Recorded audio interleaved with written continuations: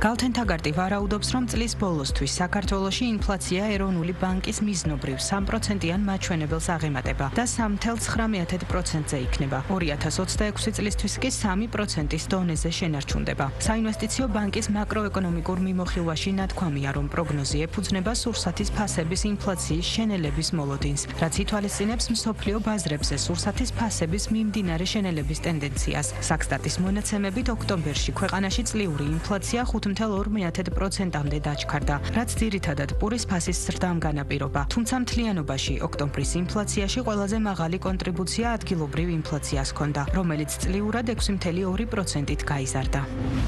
მთავრობა 2025 წლის ბიუჯეტში ცვლილებებს შეიტანს, ასევე მუშაობს 2026 წლის ბიუჯეტის პროექტის პარამეტრების დაზუსტებაზე. საკანონმდებლო ორგანოს კორექტირებული ვერსიები 2 კვირის განმავლობაში წარედგინება. როგორც ფინანსთა მინისტრის მოადგილე განმარტავს, ცვლილებები იქნება ასიგნებების ნაწილში. 2026 წლის ბიუჯეტის პროექტში რეალური ეკონომიკური ზრდა დაგეგმილია 5%-ის ოდენობით. ინფლაცია 3.6%-ით, თუმცა მომდევნო წლებში ინფლაცია მიზნობრივ 3%-იან მაჩვენებელს დაუბრუნდება.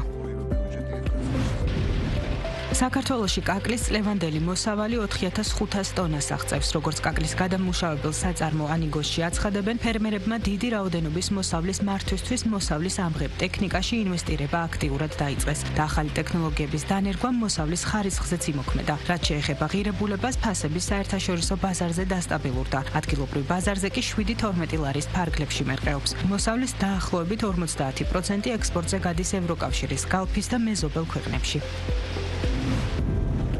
2025 წლის მესამე კვარტალში საქართველოდან საზღვარგარეთ თითქმის 800,000 ვიზიტი განხორციელდა, რაც წინა წლის ანალოგიურ პერიოდთან შედარებით დაახლოებით 3%-ით მეტია. ვიზიტების ყველაზე დიდი ნაწილი დაახლოებით 35% მეგობრებისა და ნათესავების მონახულების მიზნით განხორციელდა. ყველაზე მოთხოვნადი კი თურქეთი, რუსეთი და ევროკავშირის წევრი ქვეყნებია. მოგზაურობის თითქმის 98% განმეორებითი ხასიათის იყო. გაწეული ხარჯები 700 მილიონ ლარს გაუტოლდა, რაც წინა წლის ანალოგიური პერიოდის მაჩვენებელზე თითქმის 4%-ით მეტია, ხოლო თითო ვიზიტზე საშუალო ხარჯი 1200 ლარს შეადგენდა.